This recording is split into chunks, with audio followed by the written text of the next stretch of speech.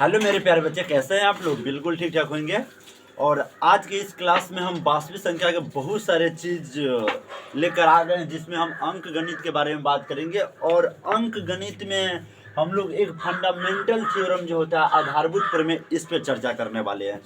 ये आपकी 1.2 का NCERT का टॉपिक रहा है। और इससे रिलेटेड वास्तविक संख्या में जितनी संख्या, लगभग 20 संख्या मैंने आपको पढ़ा रखा है।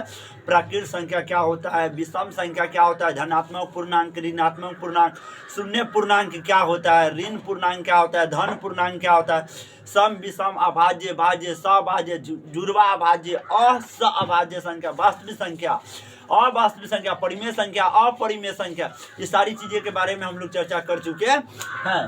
तो आइए बिना समय गवाए हुए आज के क्लास को क्या करते हैं, स्टार्ट करते हैं। और एकदम छोटी छोटी चीजों को हम लोग ध्यान से रख के पढ़ेंगे, ठीक है?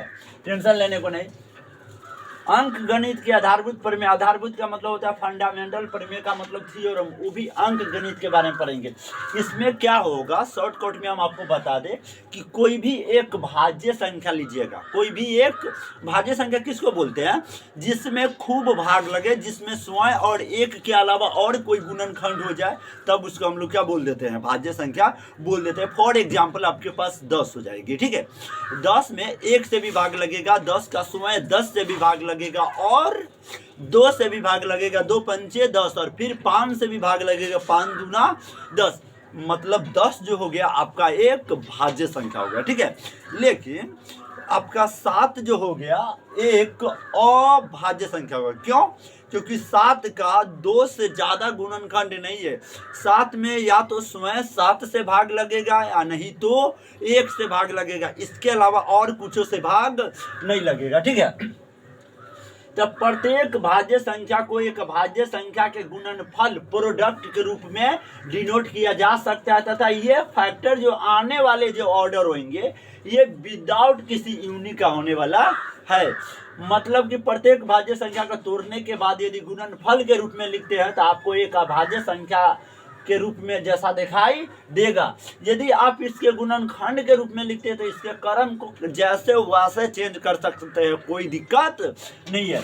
जैसे कि मान लीजिए 50 है, 50 के मैंने फैक्टर तोड़ दिया, 2 से 25, 5 से 5 पंचे 25, हमारे पास 2 आया, 2 को 5 आया, 1 आया, 1 को आप छोड़ भी सकते हैं, कोई दिक्कत नहीं है, ठीक है?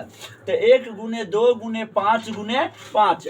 आपने ये समझे कि हमारे पास 50 एक भाज्य संख्या है, लेकिन इसका जो फैक्टर आया 2 एक अभाज्य संख्या है। कौन सी संख्या है? अभाज्य। उसी प्रकार 5 और 5 भी एक कौन सी संख्या हो गई? अभाज्य संख्या हो गई। मतलब एक भाज्य संख्या को फैक्टर तोड़ने के बाद आपको प्राप्त हो गया एक अभाज्य संख्या। उसी प्रकार आप 210 के तोड़ देंगे, 210 2 से लगाएंगे तो 105, फिर 3 से लगाएंगे तो 35 TI, फिर 5 से लगाएंगे तो 5 से कितना हो जाएगा? 35। आपके पास 210 का टोटल गुणनखंड आ जाएंगे 2 3 5 7 1, 2 3 5 7 1। सुनिए, यह गुणनखंड के आने वाले क्रम के बिना अद्वितीय होता है। मतलब इसके क्रम को आगे पीछे कर देने से कोई फर्क नहीं पड़ता, इसके आंसर में कोई बदलाव नहीं होगा। पीछे वाला 7 को आगे, पीछे वाला 5 को आगे, देखिए क्रम को पलट दिया ना, लेकिन 210 ही आने वाला। फिर 5 आगे कर दिए, 2 को पीछे कर दिए, 1 को आगे कर दिए, समझ गए? क्रम को उल्टा कर दिए, ठीक है? लेकिन बात एक और ये भी है कि जैसे कि 24 एक भाज्य संख्या, 24 एक भाज्य संख्या है। जब आप इसको तोड़ते हैं तो 24 को तोड़िएगा तो ट्री फैक्टर के रूप में, तो 12 दूना कितना होगा? 24 होगा, 6 दूना कितना होगा? 12 होगा, 3 दूना कितना होगा? 6 होगा, 3 2 2 2, 3 2 2 2, ये इसका फैक्टर हो गया। और इस फैक्टर में ना ये आपका हो गया अभाज्य संख्या हो गया। 2 कौन सी संख्या? अभाज्य संख्या। 3 कौन सी संख्या? अभाज्य संख्या। उसी के बाद आ गया हमारे पास एल्गोरिथम। एल्गोरिथम कहने का मतलब एल्गोरिथम, ये क्या होता है? ये एक प्रकार का प्रोसेस होता है। ये एक प्रकार का प्रोसेस होता है जिसकी मदद से हम लोग LCM निकालते हैं और HCF फाइंड करते हैं। बोला एक विशेष प्रकार की समस्या का हल प्राप्त करने की चरणबद्ध प्रक्रिया स्टेप बाय स्टेप प्रोसेस को एल्गोरिथम कहते हैं। ये क्या होता है कि प्रॉब्लम वाले जितने भी क्वेश्चन होते हैं, प्रॉब्लम वाले जितने भी क्वेश्चन होते हैं, लैंग्वेज वाले जितने भी क्वेश्चन होते हैं, उसको स्टेप बाय स्टेप प्रोसेस की मदद से हल करना एल्गोरिथम कहलाता है। आ गया उसके बाद लेमा। लेमा कहने का मतलब प्रमेयिका। लेमा कहने का मतलब प्रमेयिका। आपका प्रमेयिका क्या होता है? लेमा एक सीध स्टेटमेंट होता है। मतलब लेमा के बारे में हम लोग को पहले से पता होता है कि ये एक क्या है? अपरिमेय संख्या है। फिर भी हम लोग को जानबूझकर ये सिद्ध करना पड़ता है कि सिद्ध कीजिए कि यह एक अपरिमेय संख्या है या नहीं है। ठीक है, तो ये सिद्ध किया हुआ कथन होता है जिसकी मदद से हम लोग दूसरे कथन को भी क्या कर देते हैं? सिद्ध कर देते हैं। आ गया हमारा यूक्लिड का भाग एल्गोरिथम। भाग का मतलब विभाजन होता है। यूक्लिड विभाजन एल्गोरिथम, यूक्लिड्स डिवीजन एल्गोरिथम। इसमें क्या होगा कि हम लोग भाग का नियम पढ़ते हैं। हम भाग की तरह मसों को निकालते हैं, उसमें जानते हैं कि भाज्य कौन होता है, भाजक कौन होता है, भागफल कौन होता है और शेषफल कौन होता है। काफी आसान है। डिवाइडेंड जिसमें आप भाग लगाते हैं उसको भाज्य बोलते हैं। जिससे भाग लगा देंगे वो भाजक हो जाएगा।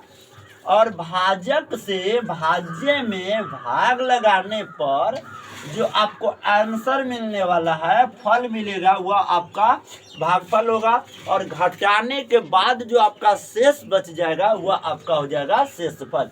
जैसे कि मान लीजिए आपके पास 2 है और 2 से डिवाइड कर रहे हैं आप 3 में। ठीक है, तो 2 1 जा 2, 3 में से 2 सब्ट्रैक्ट कीजिएगा तो 1 आपका रिमाइंडर बच जाएगा। कहने का अर्थ ये हुआ कि आप 3 में भाग लगा रहे हैं, 3 में भाग लगा रहे। आगे लिखे भी है कि भाज्य को ए से सूचित करते हैं और भाजक को बी।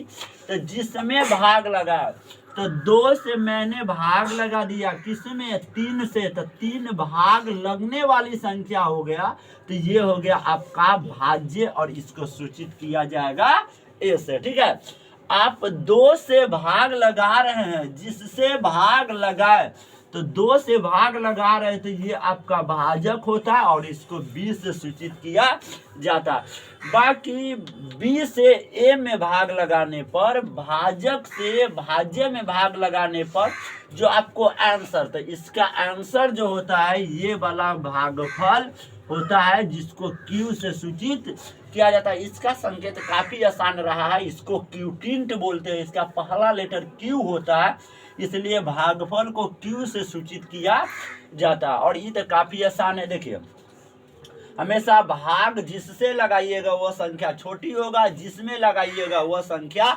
बड़ी होगा। तो बड़ी वाली संख्या को आपको ए मानना और छोटी वाली संख्या को आपको बी मानना। शेषफल को आपको सूचित किया जाएगा, रिमाइंडर बोलते हैं, और इसको आर से सूचित किया जाता है। और इसको क्या बोलते हैं? हम लोग आर बोलते हैं। तो आपको पहचानने में किसी तरह का दिक्कत नहीं हुआ। इसमें बोला जाए कि कौन किसका वैल्यू है, तो बी का वैल्यू 2 है, ए का वैल्यू 3 है, क्यू का वैल्यू 1 है और आर का वैल्यू 1 है।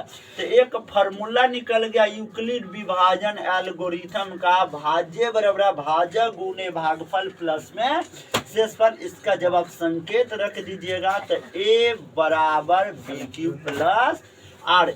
ये फार्मूला याद रखिएगा, आगे चल के क्वेश्चन बनने वाले हैं। ए बराबर बी क्यू प्लस आर पर। बाकी जय हिंद।